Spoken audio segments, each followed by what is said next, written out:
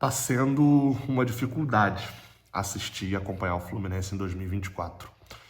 Eu falo isso com uma tristeza, com uma raiva e, de certa maneira, até com um pesar no meu coração.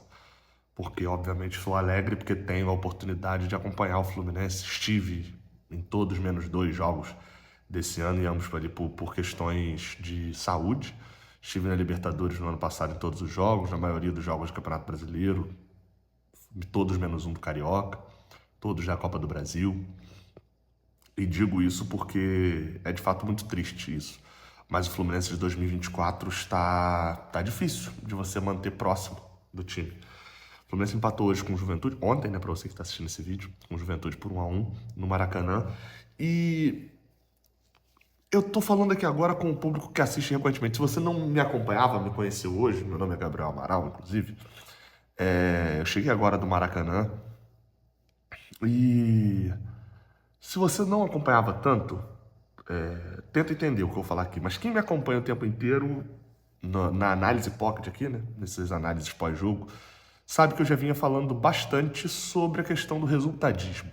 É uma parada que eu já venho falando em praticamente todos os últimos vídeos aí que eu falo de análise pocket.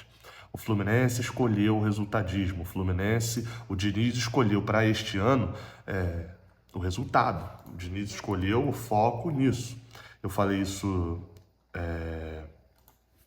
na última análise que eu fiz no jogo do Brasileirão, no jogo contra o São Paulo, mas principalmente eu falei isso na análise do jogo contra o Alianza Lima. Eu falei isso na análise do jogo contra o Sampaio Corrêa, na análise do jogo, principalmente Cerro Porteño e Colo-Colo.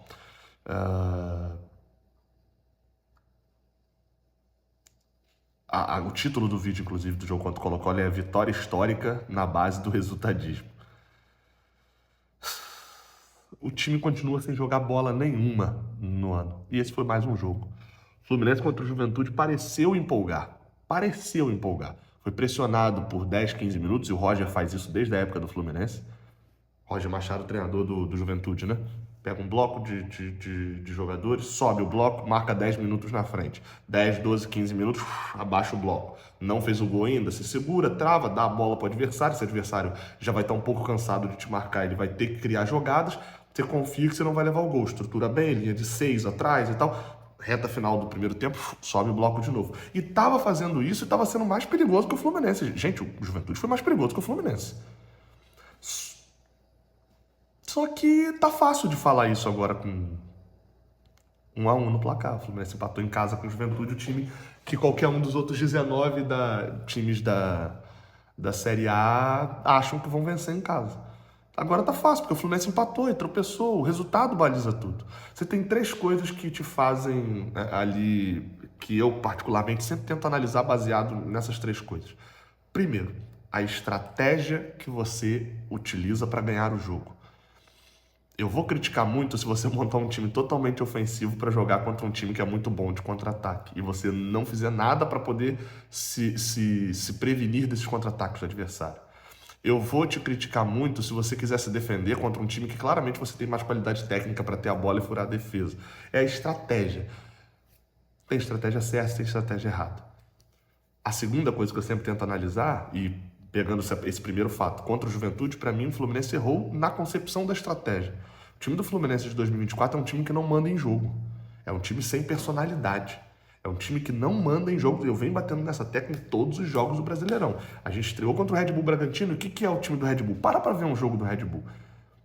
São dois laterais ofensivos pra cacete, são 2, 3 volantes, quando eles botam 2 volantes ali, principalmente jogadores do porte de Eric Ramírez, que é muito mais um 10 do que um 5.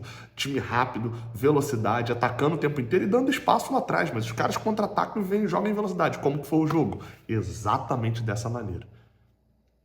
E vai lá, a gente estava até bem ali no geral contra eles, mas aí a desatenção foi o principal problema. Contra o Bahia, a mesma coisa, a gente jogou o jogo do Bahia. Contra o Vasco, a partir do momento que o Vasco toma o gol e vem pro segundo tempo com 4 atacantes, a gente joga o jogo do Vasco. O Fluminense é um time sem personalidade, pô. O Fluminense é um time que joga o contra o Corinthians. Que jogo foi aquele?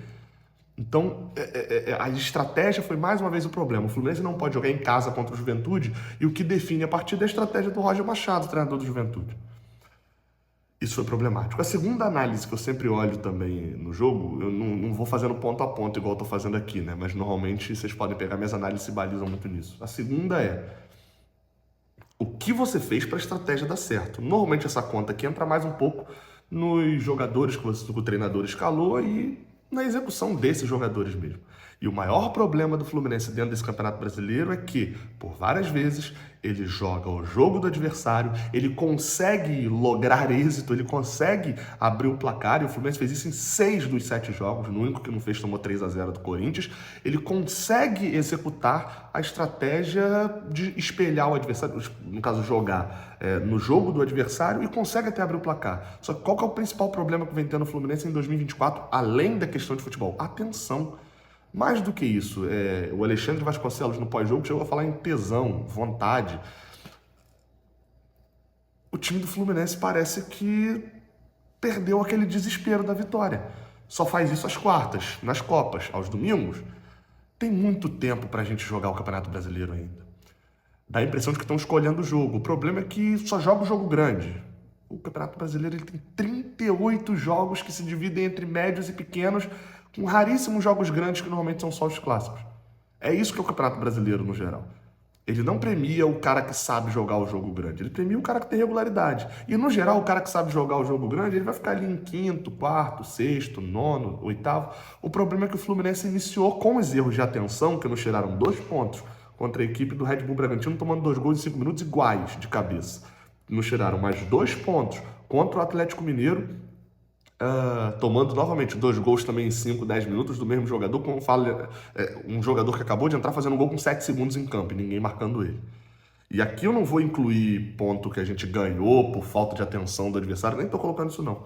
Que quase fez a gente perder ponto pro Vasco, mas beleza, não fez. Fizeram a gente perder mais 2 pontos contra o Juventude.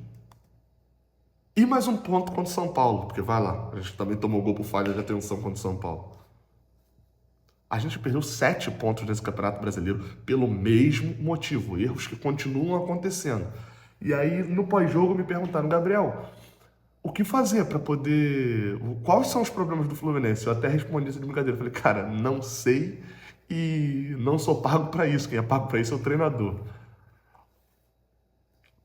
Cara, como que eu vou resolver um problema de atenção sem estar dentro do vestiário do Fluminense e saber o que está acontecendo? Sem estar no convívio com os jogadores e saber o que está acontecendo? Tem como saber. Como que se treina a atenção? Como que se treina a vontade? Não sei. Eu não sei como que se faz isso. De fato, não sei. Como que se injeta vontade num grupo que foi campeão da Libertadores para jogar contra o Juventude no Maracanã? Você tem como fazer isso? Tem, mas não estão conseguindo. O grupo que lá está não está conseguindo. A execução de estratégia no campo permitiu o Nenê botar a bola na trave com 10 minutos de jogo. E com espaço, com liberdade, o lado esquerdo do Fluminense era uma avenida do primeiro até a expulsão do Eric Popó. Que como que esse maluco conseguiu virar jogador profissional com tamanha falta de qualidade com a bola? O cara chama a bola de Vossa Majestade, não tem intimidade nenhuma. E ainda faz aquela merda lá de chutar e deixando o Fluminense com a menos. O lado esquerdo do Fluminense era uma avenida. Você fala, por causa do Marcelo. Meu amigo, o Marcelo, eu já falei isso no pré-jogo lá do Jornada também. Meu amigo, se você tem o Marcelo em campo, quantos minutos o Marcelo consegue jogar? 10. Então ele vai jogar. Você tem a obrigação de botar o Marcelo para jogar o prime dele nesses 10. 20, 30, 40. É isso. E o Marcelo dá muita qualidade ofensiva. Ele abre jogos, ele facilita jogos para você. Mas você tem que ter uma estrutura de recomposição. O Fluminense não tinha hoje. O Felipe Melo errou em 2, 3 lances, mas não é o Felipe Melo. A bola não pode estourar no zagueiro. A zaga do Fluminense foi desprotegida. O Alexander não fez a cobertura do Marcelo como tinha feito contra o Alianza Lima. Por que não fez? Ou por um erro de estratégia, de instrução do treinador, falando aqui não precisa fazer, ou por um erro de falta de vontade, por um erro de desatenção. O Fluminense errou coisas ridiculamente bobas. Antes de falar do erro do Fábio. O Fluminense deu o gol pro Juventude, nossa, que merda, vamos jogar a culpa no Fábio. Beleza, concordo, a gente só toma o empate porque o Fábio erra.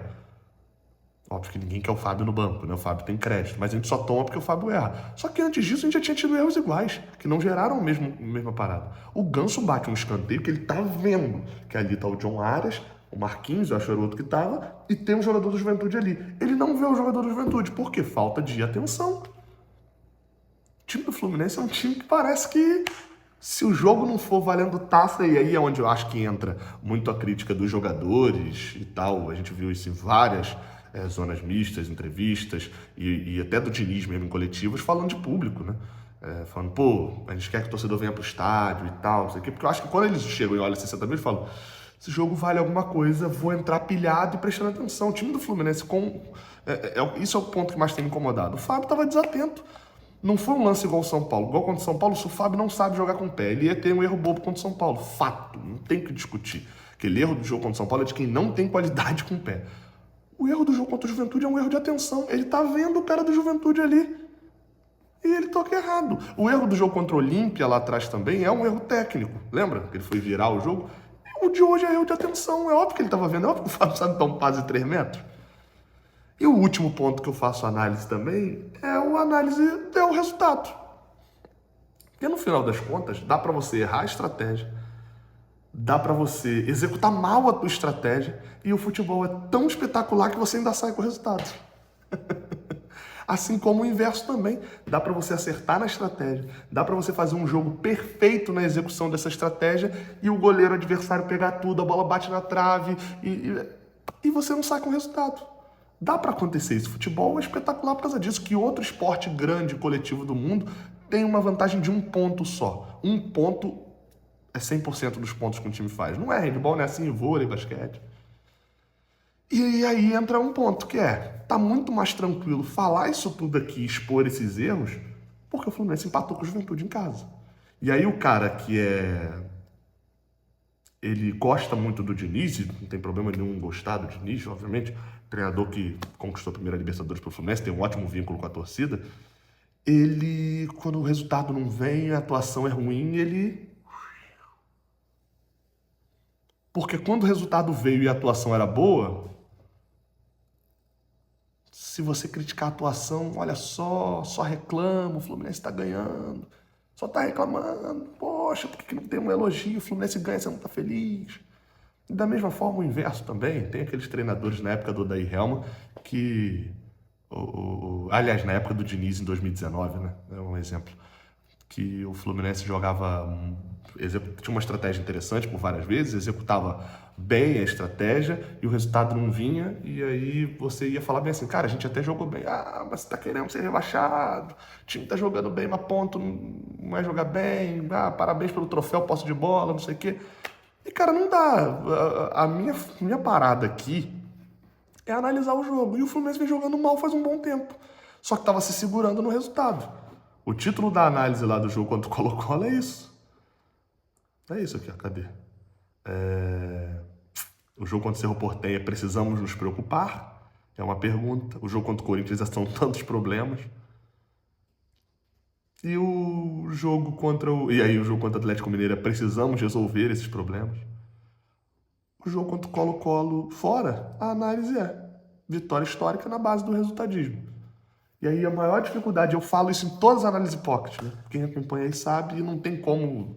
Vai botar aqui nos comentários falando, o Gabriel fala isso direto mesmo. Quando você se ancora na questão da sua estratégia, da sua forma de jogar, e o resultado não vem, você continua com a tua estratégia e com a tua forma de jogar e com o teu discurso. Quando você se ancora no resultado e o resultado não vem, vai ser criticado por todo mundo, como está sendo o Fernando Diniz. Ele se ancorou no resultado. E aí você tem que abrir a coletiva, como eu acabei de ver aqui, e eu vou gravar um vídeo sobre essas declarações da coletiva. O Eduardo Barros, que estava lá hoje, tinha que sentar um dia na cadeira e falar. A gente vem jogando e o Diniz vem falando nas entrevistas aqui que a gente tem conseguido ganhar e que isso é o mais importante. Hoje a gente não ganhou, e a gente só tem aqui para poder pedir desculpa e dizer que a gente errou e na próxima a gente tenta ganhar. É isso que tem que ser feito. Pelo visto não foi esse o caminho que ele foi não, né? Enfim. Essa foi a análise pocket grande, hein? Tem que diminuir essa análise pocket, hein? Voltou a ficar grande, tô falando muito. Até a próxima. Valeu.